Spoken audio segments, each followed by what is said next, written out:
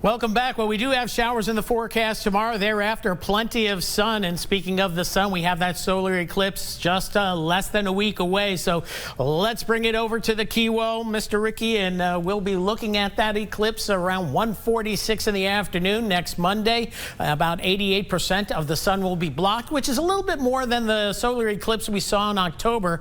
That's if the skies are clear, and it's not looking too good for Acadiana, and the eclipse ending shortly after 3 o'clock in the afternoon on Monday. So here's where you're going to see totality in this darkest stripe right here. That's the path of the total eclipse. So as you get closer to it, it's just quite not the same if you're just 5 miles, 10 miles outside of the inside. So you want to get inside that total eclipse area. So where is that going to be? A lot of folks have been asking, where should I go? Well, anywhere in the Texas Hill Country is probably a good call, but it's very dicey on the forecast. But places like Kerrville, Fredericksburg, Killeen, up through Waco, and then the Dallas-Fort Worth area is going to be in totality, but kind of on the edge. You want to kind of get right in the center line because that's where your totality will last the longest. You can see all the way up through the Arklatex, and then we get into the Texarkana area. DeQueen looks good, and then you get up into the mountains of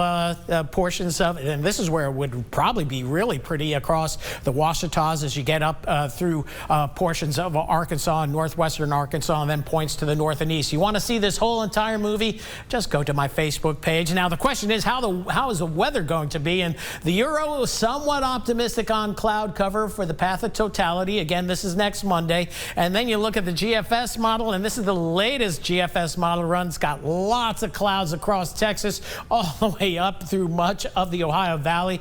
Maybe upstate New York and New England look the best. Here's the Euro model for that part of the world, and then we go to the GFS model. So we'll see how it plays out. A lot can change in the week ahead. Meanwhile, big severe storms across the nation's midsection. That's why we have those breezy southerly winds. They'll continue overnight tonight.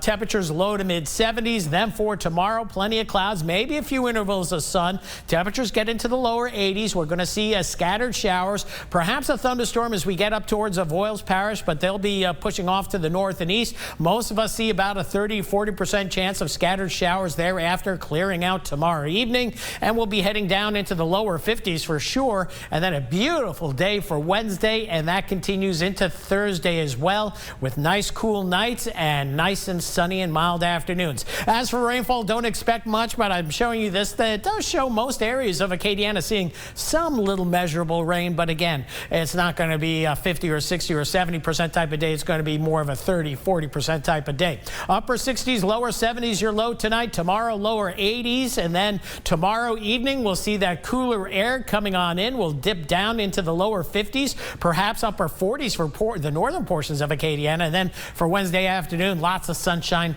temperatures getting into the low to mid 70s. So the wind, it dies down a little bit during the overnight hours, picks up again as we head into tomorrow afternoon, dies down a bit, and then shifts out of the northwest and then picks back up. And of course, April, a windy month.